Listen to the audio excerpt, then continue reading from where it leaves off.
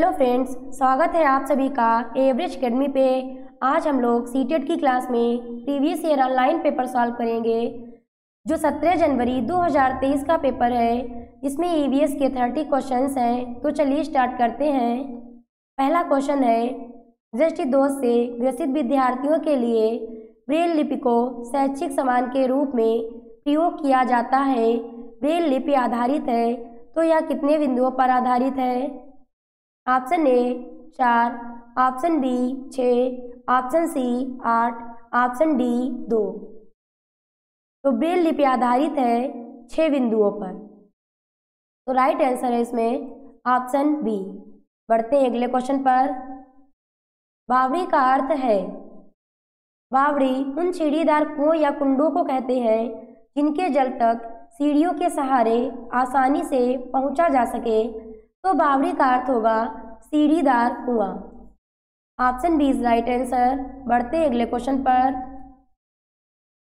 वाष्पन के कारण शीतलन की प्रक्रिया तब धीमी होती है जब वायुमंडल में जल के खुले पृष्ठ का क्षेत्रफल क्या होता है? ऑप्शन ए बढ़ता है और वायु में नमी जल वाष्प की मात्रा अधिक होती है। ऑप्शन बी बढ़ता है और वायु में नमी जल वाष्प की मात्रा कम होती है। ऑप्शन सी घटता है और वायु में नमी जल वाष्प की मात्रा कम होती है। ऑप्शन डी घटता है और वायु में नमी जल वाष्प की मात्रा अधिक होती है। तो वाष्पन क्या है? वाष्पन एक प्रकार का वाष्पीकरण है जो तरल की सतह पर होता है जिससे तरल गैसीय अवस्था में परिवर्तित हो जाता है। तो द्रव्य के सतह क्षेत्र में वृद्धि से वाष्पीकरण की दर बढ़ जाती है। ऐसा वायु में जल के अधिक संपर्क में आने के कारण होता है। अतः द्रव्य का पृष्ठीय क्षेत्रफल कम होने से वाष्पन की दर कम हो जाती है। तो वाष्पन के कारण शीतलन की प्रक्रिया तब धीमी होती है जब वायुमंडल में जल के खुले पृष्ठ का क्षेत्रफल घटता है और वायु में नमी जल वाष्प की मात्रा अधिक होती है। तो राइट आंसर है इसमें ऑप्शन डी। बढ़ते हैं अगले क्वेश्चन पर। एक अध्यापिका विभिन्न सब्जियों को उनके खाने योग्य भागों के साथ दिखा रही है। लहसुन के लिए वह दिखाती है। Option A bulb, option B जड़, ऑप्शन सी बीज, ऑप्शन डी राइजोम। तो एक अध्यापिका वह किस वस्तु को दिखाएगी? तो राइट आंसर है ऑप्शन ए बल्ब को। तो बल्ब को लहसुन के लिए वह दिखाती है। तो बढ़ते हैं अगले क्वेश्चन पर। अगला है, वर्ष 2015 में संयुक्त राष्ट्र महासभा में अंतर्राष्ट्रीय विकास उद्देशित सहस्राब्दी विकास लक्ष्यों को निम्नलिखित में से किन लक्ष्यों द्वारा विस्थापित किया गया था? ऑप्शन ए पर्यावरणीय विकास लक्ष्य, ऑप्शन बी लिंग समानता लक्ष्य, ऑप्शन सी धारणीय विकास लक्ष्य, ऑप्शन डी सामाजिक विकास लक्ष्य। तो सहस्राब्दी विकास लक्ष्य जिन्हें संयुक्त राष्ट्र मिलेनियम घोषणा को अपनाने के बाद 2000 में संयुक्त राष्ट्र के मिलेनियम शिखर सम्मेलन के बाद स्थापित किया गया था, उनके स्थान पर वर्ष 2015 में शुरू संयुक्त राष्ट्र महासभा की 17वीं बैठक में अगले 15 वर्षों के लिए सतत धारणीय विकास लक्ष्य विस्थापित किया गया था। तो राइट आंसर इसमें है ऑप्शन सी। बढ़ते हैं अगले क्वेश्चन पर। यह औसत चाल वाला क्वेश्चन है। तो चलिए स्टार्ट करते हैं। कोई व्यक्ति अहमदाबाद से तिरुवनंतपुरम जाने के लिए 6 सितंबर 2022 को ट्रेन में सवार हुआ। यह ट्रेन अहमदाबाद से 11:30 बजे चली और 8 सितंबर 2022 को 3 बजे तिरुवनंतपुरम पहुंची। यदि ट्रेन द्वारा चली गई दूरी 2277 किलोमीटर है तो ट्रेन की औसत चाल है। तो चलिए देखते हैं। तो 6 सितंबर 2022 को ट्रेन चलने का समय है 11:30 बजे। और 8 सितंबर 2022 को ट्रेन पहुंचने का समय है 3 बजे।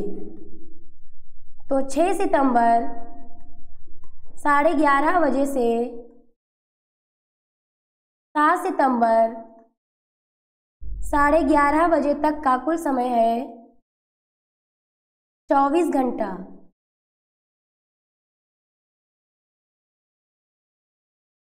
7 सितंबर 11:30 बजे से 8 सितंबर 3 बजे तक का कुल समय है 15 घंटा 30 मिनट। तो कुल समय होगा 24 प्लस 15 घंटा 30 मिनट। तो कुल समय हुआ 39 घंटा 30 मिनट। तो इसको इस तरीके से लिख सकते हैं 39 सही 1/2। तो कुल समय होगा 79/2 घंटा। तो दूरी बराबर है 2277 किलोमीटर। तो चाल बराबर दूरी बटे समय। तो चाल बराबर कुल दूरी है 2277 बटे 79/2।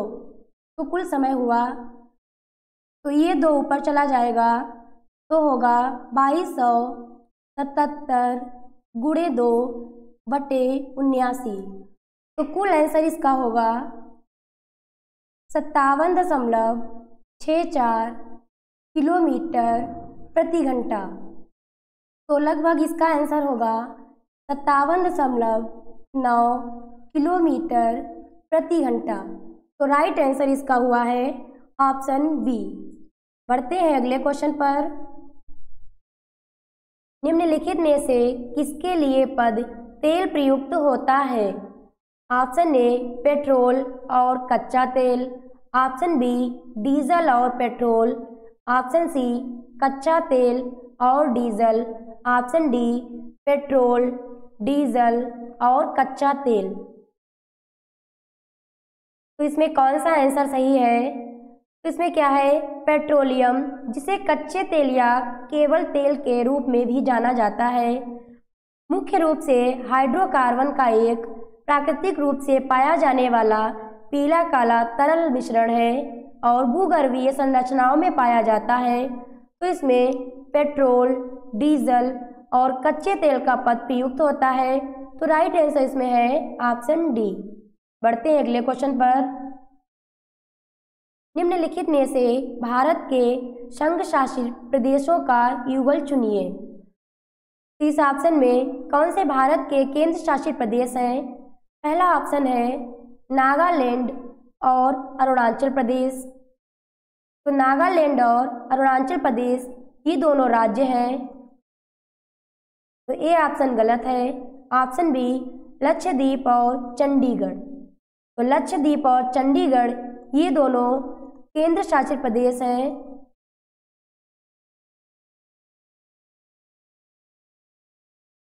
तो राइट आंसर है इसमें ऑप्शन बी। ऑप्शन सी देखते हैं, दिल्ली और उत्तराखंड। तो उत्तराखंड एक राज्य है, सी ऑप्शन भी गलत है। ऑप्शन डी लद्दाख और मिजोरम। तो मिजोरम एक राज्य है, तो डी ऑप्शन भी गलत है। तो राइट आंसर है ऑप्शन बी। बढ़ते हैं अगले क्वेश्चन पर। निम्नलिखित में से कौन सा कथन जल विभाजक प्रबंधन के संदर्भ में सही है? तो जल विभाजक प्रबंधन एक शब्द है जिसका प्रयोग भूमि उपयोग प्रथाओं और जल प्रबंधन प्रथाओं को लागू करने की प्रक्रिया का वर्णन करने के लिए किया जाता है, ताकि उन भूमि और जल संसाधनों के उपयोग को व्यापक तरीके से प्रबंधित करके जल विभाजक के अंदर पानी और अन्य प्राकृतिक संसाधनों की गुणवत्ता में सुधार किया जा सके। जल विभाजक प्रबंधन के संदर्भ में कथन सही है। तो कथन सही है, भूमिगत तथा सतही जल का संरक्षण कथन बी व्यक्तिगत स्तर पर संभाला जा सकता है, तो यह कथन गलत है। कथन सी योजना बनाने के लिए निधि कोष के आवंटन का निर्धारण करना, ये कथन सही है। कथन डी जल के संरक्षण हेतु जल विभाजक पॉलिसी का गठन करना, तो ये कथन भी सही है। तो कथन ए, सी और डी सही है, तो राइट आंसर है ऑप्शन बी। बढ़ते हैं अगले क्वेश्चन पर। निम्नलिखित में से कौन सा भारत का राष्ट्रीय वृक्ष है? ऑप्शन ए पीपल का वृक्ष, ऑप्शन बी नीम का वृक्ष, ऑप्शन सी बरगद का वृक्ष, ऑप्शन डी कदम्ब का वृक्ष। तो भारत का राष्ट्रीय वृक्ष है बरगद का वृक्ष। Option C is right answer. बढ़ते हैं अगले क्वेश्चन पर।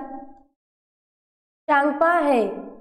ऑप्शन ए ठंडे रेगिस्तानों में निवास करने वाली एक जनजाति, ऑप्शन बी पहाड़ों पर निवास करने वाली एक जनजाति, ऑप्शन डी पठार क्षेत्र में निवास करने वाली एक जनजाति, ऑप्शन डी नदियों के समीप रहने वाली एक जनजाति। तो चांगपा जनजाति एक अर्धघुमंतु जनजाति है जो लद्दाख क्षेत्र के ठंडे रेगिस्तान के साथ उच्च पठारों में पाई जाती है। तो राइट आंसर इसमें चांगपा पहाड़ों पर निवास करने वाली एक जनजाति है। तो राइट आंसर इसमें ऑप्शन बी। बढ़ते अगले क्वेश्चन पर। भारत की राजधानी की स्थिति के सापेक्ष चंडीगढ़ पंजाब की राजधानी और देहरादून उत्तराखंड की राजधानी की दिशाएं क्रमशः है। तो चलिए इसके लिए मैप में देखेंगे। तो दिल्ली के सापेक्ष पंजाब चंडीगढ़ की राजधानी है और देहरादून उत्तराखंड की राजधानी है।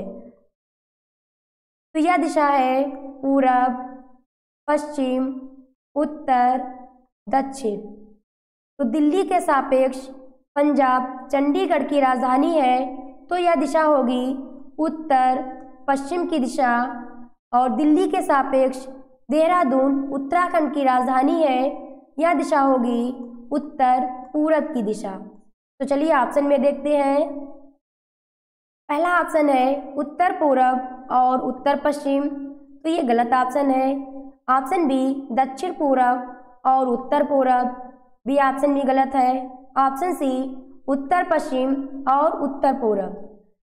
तो चंडीगढ़ पंजाब की राजधानी है उत्तर पश्चिम दिशा में और देहरादून उत्तराखंड की राजधानी है, तो यह दिशा होगी उत्तर पूरब की दिशा। तो राइट आंसर है ऑप्शन सी। तो डी ऑप्शन भी गलत है। बढ़ते हैं अगले क्वेश्चन पर। महत्वपूर्ण कारक जो पदार्थ के दुरुपयोग में योगदान देता है। तो पदार्थ के दुरुपयोग का तात्पर्य होता है शराब और अवैध दवाओं सहित साइक्रोएक्टिव पदार्थ के हानिकारक या खतरनाक उपयोग से। तो इसमें कौन से आंसर सही है? पहला ऑप्शन है दुरुपयोग करने वाले का लिंग, गलत ऑप्शन है। ऑप्शन बी वे जिस क्षेत्र में रहने वाले हैं वहां तंबाकू उगाया जाता है, बी ऑप्शन भी गलत है। ऑप्शन सी अन्य परिवार के सदस्यों द्वारा पदार्थों या नियमित उपयोग, तो ये ऑप्शन सही है। ऑप्शन डी है क्षेत्र की जलवायु की स्थिति, तो डी ऑप्शन भी गलत है। तो समाज पर अवैध नशीली दवाओं का उपयोग के प्रमुख प्रभावों में से एक इसके सदस्यों द्वारा अनुभव किए जाने वाले नकारात्मक स्वास्थ्य परिणाम है। अन्य परिवारों के सदस्य द्वारा पदार्थों के दुरुपयोग में योगदान देता है।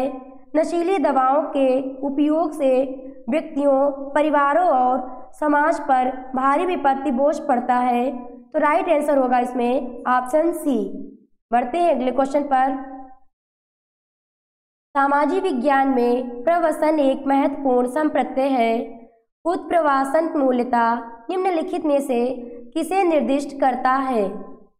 ऑप्शन ए एक देश से दूसरे देश में स्थान बदलना, ऑप्शन बी एक शहरी क्षेत्र से दूसरे शहरी क्षेत्र में स्थान बदलना, ऑप्शन सी एक देश से बाहर स्थान बदलना, ऑप्शन डी एक देश में अंदर स्थान बदलना।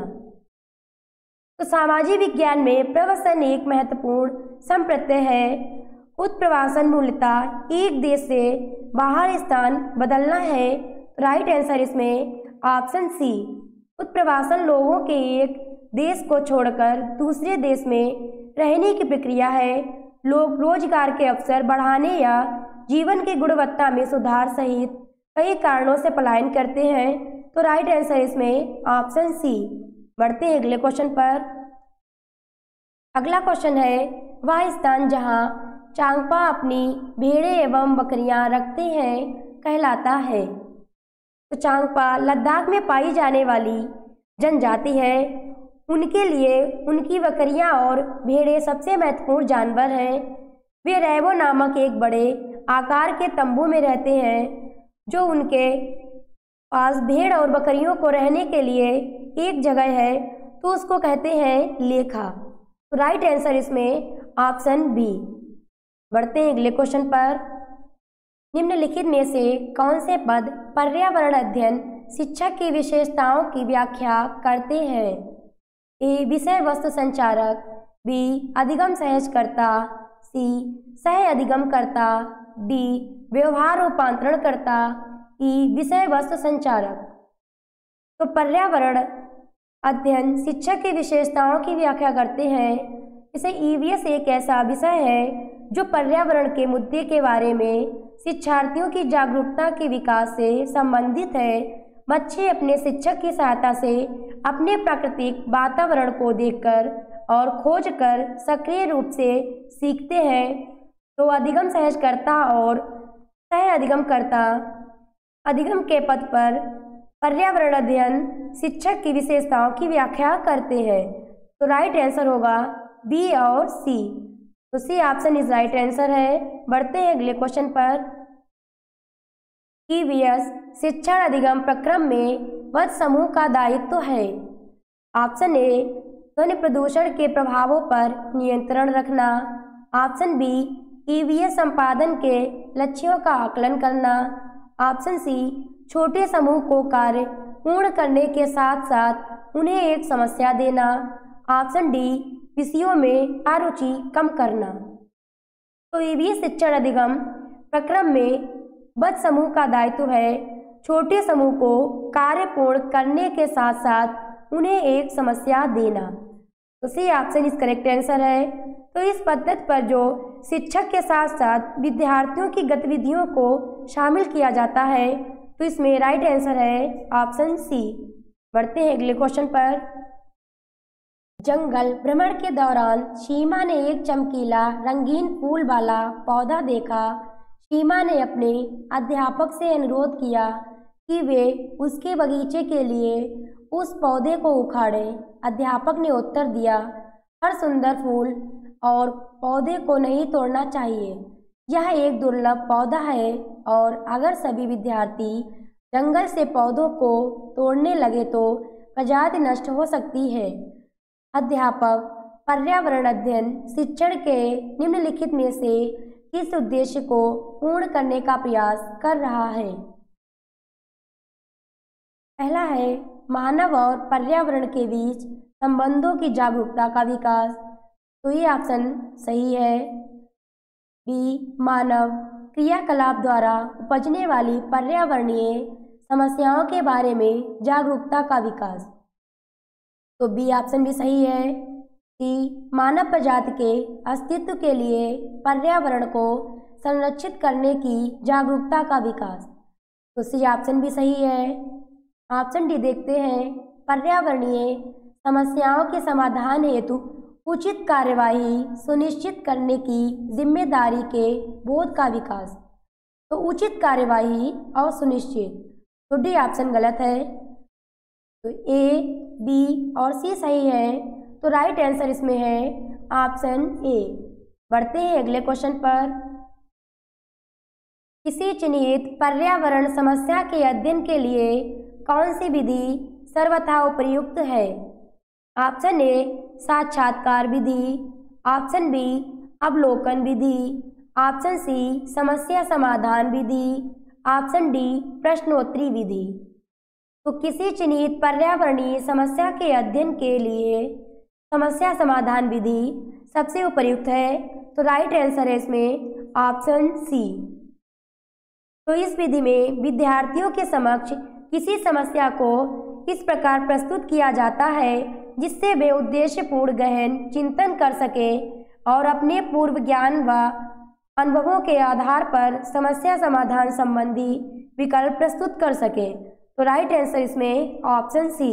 बढ़ते हैं अगले क्वेश्चन पर।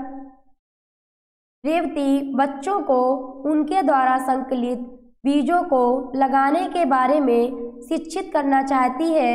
इसके लिए रेवती को निम्नलिखित में से किन संसाधनों का उपयोग करना चाहिए? ऑप्शन ए सामुदायिक संसाधन, ऑप्शन बी संस्थागत संसाधन, ऑप्शन सी प्राकृतिक संसाधन, ऑप्शन डी प्रौद्योगिकीय संसाधन। तो रेवती बच्चों को उनके द्वारा संकलित बीजों को लगाने के बारे में शिक्षित करना चाहती है। तो इसके लिए रेवती को सामुदायिक संसाधनों का उपयोग करना चाहिए। तो राइट आंसर इसमें है ऑप्शन ए।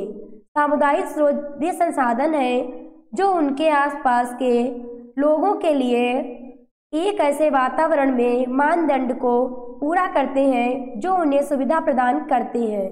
तो राइट आंसर इसमें है ऑप्शन ए। बढ़ते हैं अगले क्वेश्चन पर। ईवीएस कक्षा में छात्रों से बहुत सारे प्रश्न पूछने से क्या होता है? ऑप्शन ए छात्र प्रतियों को बेहतर समझते हैं, ऑप्शन बी छात्र कार्यों में लगे रहते हैं तथा उनके अनुशासन में सुधार होता है, ऑप्शन सी छात्रों को विषय का महत्व समझने में मदद मिलती है, ऑप्शन डी छात्रों के बीच भेद करने में मदद मिलती है। तो ईवीएस कक्षा में छात्रों से बहुत सारे प्रश्न पूछने से छात्र प्रतियों को बेहतर समझते हैं। तो राइट आंसर है ऑप्शन ए। कक्षा शिक्षण में शिक्षकों द्वारा प्रश्नों का उपयोग यह जानने के लिए किया जाता है कि जो छात्रों को पढ़ाया गया है वह उन्होंने कितना समझा और सीखा है, उनके पूर्व ज्ञान की जांच की जा सके। तो शिक्षकों को उन प्रश्नों को पूछना चाहिए जो कक्षा में पढ़ाई जा रही प्रतियों से संबंधित हो। तो राइट आंसर इसमें है ऑप्शन ए। बढ़ते हैं अगले क्वेश्चन पर। स्वामी नदी के पास रहता है। भारी बारिश की वजह से पानी की पाइपलाइन क्षतिग्रस्त हो जाती है और पेयजल आपूर्ति बाधित हो जाती है। स्वामी के पिता पानी का कैन खरीदते हैं। स्वामी अपने पिता से पूछता है, जब हमारी पास की नदी में इतना पानी बह रहा है तो हमें पानी को कैन में क्यों रखना पड़ता है? स्वामी के पिता को क्या करना चाहिए? तो इस प्रश्न पर स्वामी को बताना चाहिए कि नदी के पानी में खनिज लवण, निलंबित अशुद्धियाँ जैसे मिट्टी, रेत के कण, कार्बनिक पदार्थ और बैक्टीरिया होते हैं और पीने के लिए उपयुक्त नहीं है। तो स्वामी से कहना चाहिए कि वो नदी के पानी और पानी के कैन में रखे पानी को गिलास में रखकर अवलोकन करके अंतर लिखे। तो राइट आंसर इसमें है ऑप्शन डी। बढ़ते हैं अगले क्वेश्चन पर। प्रभावी विचार विमर्श है। ऑप्शन ए मूल विषय से हट जाता है, ऑप्शन बी सहभागिता को प्रोत्साहित करता है, ऑप्शन सी आलोचना शामिल करता है, ऑप्शन डी सर्वोत्तम दृष्टिकोण की पहचान करने में मदद करता है। तो प्रभावी विचार विमर्श राइट आंसर है इसमें सहभागिता को प्रोत्साहित करता है। Option B is right answer. विचार विमर्श एक शैक्षिक सामूहिक क्रिया है। प्रभावी विचार विमर्श सहभागिता को प्रोत्साहित करता है जिससे शिक्षक तथा छात्र सहयोगी रूप से किसी समस्या या प्रकरण पर बातचीत करते हैं। Option B is right answer है। बढ़ते हैं अगले क्वेश्चन पर। कक्षा 5 ने विद्यालय उद्यान में कुछ पौधे लगाने की योजना बनाई। टेसी ने सुझाव दिया कि लड़कों को गड्ढा खोदकर मिट्टी बाहर निकालना चाहिए और लड़कियां पौधों को पानी देंगी। उसने इसका विरोध करते हुए कहा, लड़कियां गड्ढा क्यों नहीं हो सकती, लेकिन कक्षा अध्यापक को इस मुद्दे को कैसे संबोधित करना चाहिए? ऑप्शन ए, बच्चों को कहना चाहिए कि टीसी सही है क्योंकि लड़के लड़कियों से शारीरिक रूप से ज़्यादा ताकतवर होते हैं, तो ये ऑप्शन गलत है। ऑप्शन बी, बच्चों से कहना चाहिए कि लड़कियां लड़कों से ज़्यादा ध्यान रखती हैं, इसीलिए उन्हें ही पौधों को पानी देना चाहिए, तो बी ऑप्शन भी गलत है। ऑप्शन सी, बच्चों से कहना चाहिए कि वे अपनी पसंद के अनुसार पौधे लगाने में अपनी भूमिका चुन सकते हैं, तो सी ऑप्शन भी गलत है। ऑप्शन डी, बच्चों से कहना चाहिए कि वे इस पर चर्चा करें कि लड़के और लड़कियों को क्या करना चाहिए और वे ऐसा क्यों सोचते हैं, तो डी ऑप्शन सही है। तो बच्चों से ये कहना चाहिए कि इस पर चर्चा करें कि लड़के और लड़कियों को क्या करना चाहिए और वे ऐसा क्यों सोचते हैं। तो लिंग असमानता एवं लड़कियों और लड़कों के बीच भेदभाव जैसे मुद्दे कक्षा में चर्चा का विषय होने चाहिए तथा इस पर सोचने और विचार करने का पूरा मौका मिलना चाहिए। तो इसमें राइट आंसर होगा ऑप्शन डी। बढ़ते हैं अगले क्वेश्चन पर। निरंतर एवं व्यापक मूल्यांकन में व्यापक का संबंध है। ऑप्शन ए, किसी छात्र की शैक्षिक तथा गैर शैक्षिक दोनों वृद्धि के क्षेत्र में। ऑप्शन बी, आकलन में नियमितता। ऑप्शन सी, सीखने की समस्या की पहचान से। ऑप्शन डी, सहपाठ्यगामी क्रियाकलापों का मूल्यांकन से। तो निरंतर एवं व्यापक मूल्यांकन का अर्थ है छात्रों के विद्यालय आधारित मूल्यांकन की प्रणाली जिसमें छात्र के विषय के सभी पक्ष शामिल हैं। यह निर्धारण के विकास की प्रक्रिया है। सतत एवं व्यापक मूल्यांकन में व्यापक का संबंध किसी छात्र की शैक्षिक तथा गैर शैक्षिक दोनों वृद्धियों के क्षेत्र से है। तो राइट आंसर है इसमें ऑप्शन ए। बढ़ते हैं अगले क्वेश्चन पर। निम्नलिखित में से कौन से पर्यावरण अध्ययन के प्रक्रिया कौशल है? ए, तथ्यों की सूची बनाना। बी, सवाल उठाना। सी, परिकल्पनाएं बनाना। डी, परीक्षण करना। ई, अंतिम निष्कर्ष पर पहुंचना। एफ, संवाद। जी, अवलोकन के आधार पर निष्कर्ष में परिवर्तन। आंकड़ों का विश्लेषण।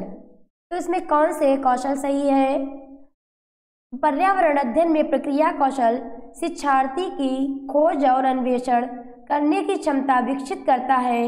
यह अधिगम में शिक्षार्थियों के 5 इंद्रिय अंगों के उपयोग पर जोर देता है, जिसमें मानसिक, शारीरिक और बौद्धिक रूप से शिक्षार्थियों की भागीदारी की आवश्यकता होती है। तो इसमें पर्यावरण अध्ययन के प्रक्रिया कौशल है सवाल उठाना, परीक्षण करना, संवाद, अवलोकन के आधार पर निष्कर्ष में परिवर्तन, आंकड़ों का विश्लेषण। तो इसमें राइट आंसर है option A, B, D, F, G, H. Option A is right answer. बढ़ते हैं अगले क्वेश्चन पर। ईवीएस के शिक्षण हेतु प्रभावी शिक्षण अधिगम सामग्री है। तो ऑप्शन ए, महंगी होनी चाहिए। ऑप्शन बी, शिक्षकों द्वारा स्वयं बनाई जानी चाहिए। ऑप्शन सी, छात्र केंद्रित होनी चाहिए। ऑप्शन डी, अवैयक्तिक होनी चाहिए। तो ईवीएस के शिक्षण हेतु प्रभावी शिक्षण सामग्री छात्र केंद्रित होनी चाहिए। तो राइट आंसर है ऑप्शन सी। बढ़ते हैं अगले क्वेश्चन पर। अध्यापक ने विद्यार्थियों को बीज से पौधे कैसे उगाते हैं पढ़ाने के लिए बीज लाने को कहा। सोहा और तारा अलग अलग आकार के सरसों के बीज लाई। सोहा के बीज तारा के बीजों से बड़े आकार के थे। अध्यापक ने विद्यार्थियों से पूछा, कौन से बीज बड़े आकार के पौधे बनाएंगे? विद्यार्थियों की निम्नलिखित में से कौन सी प्रतिक्रिया उपयुक्त होगी? तो अध्यापक ने विद्यार्थियों से पूछा है कि कौन से बीज बड़े आकार के पौधे बनाएंगे, तो विद्यार्थियों को इसके लिए क्या करेंगे? विद्यार्थी जो है वो इसके लिए क्या करेंगे? तो विद्यार्थी करेंगे बीजों को बोकर देखेंगे कि उसमें कौन से बीज बड़े पौधे उगेंगे। तो राइट आंसर है इसमें ऑप्शन डी। बढ़ते हैं अगले क्वेश्चन पर। प्राथमिक स्तर पर प्रयोगात्मक कार्य का महत्व है। ऑप्शन ए प्रयोगात्मक कार्य के निष्कर्ष पर स्पष्ट रूप से केंद्रित होना। ऑप्शन बी जानकारी को लंबे समय तक बनाए रखने में सहायक होना। ऑप्शन सी सीखने की प्रक्रिया में शिक्षक की भूमिका को बढ़ावा देना। ऑप्शन डी छात्रों के भावात्मक क्षेत्र को बढ़ावा देना। तो प्राथमिक स्तर पर प्रयोगात्मक कार्य का महत्व जानकारी को लंबे समय तक बनाए रखने में सहायक होना है। तो राइट आंसर है ऑप्शन बी। बढ़ते हैं अगले क्वेश्चन पर। शबाना वर्गीकरण पढ़ाने के लिए एक गतिविधि संचालित कर रही थी। उसने अपने विद्यार्थियों को वस्तुओं को विभिन्न समूहों में रखने को कहा। रिद्धि ने चाकू और सेब को एक समूह में रखा। शबाना को क्या करना चाहिए? ऑप्शन ए रिद्धि से कहना चाहिए कि चाकू धातु है और अन्य धातुओं के साथ रखना चाहिए। ऑप्शन बी रिद्धि से कहना चाहिए कि सेब फल है और अन्य फलों के साथ रखना चाहिए। ऑप्शन सी रिद्धि से कहना चाहिए कि उसने चाकू और सेब को एक साथ एक समूह में रखा है, जो गलत है। ऑप्शन डी रिद्धि से कहना चाहिए कि वो यह समझाए कि उसने चाकू और सेब को एक समूह में क्यों रखा है। तो उदाहरण के लिए शबाना वर्गीकरण पढ़ाने के लिए एक गतिविधि संचालित कर रही थी। उसने अपने विद्यार्थियों की वस्तुओं को विभिन्न समूह में रखने को कहा है। तो रिद्धि ने चाकू और सेब को एक समूह में रखा। तो शबाना को सिद्धि से कहना चाहिए कि वो यह समझे कि उसने चाकू और सेब को एक समूह में क्यों रखा है। तो इसमें राइट आंसर है ऑप्शन डी। तो फ्रेंड्स ये आप लोगों के 30 क्वेश्चंस कंप्लीट होते हैं। मिलते हैं नेक्स्ट क्लास में। Thank you, bye bye.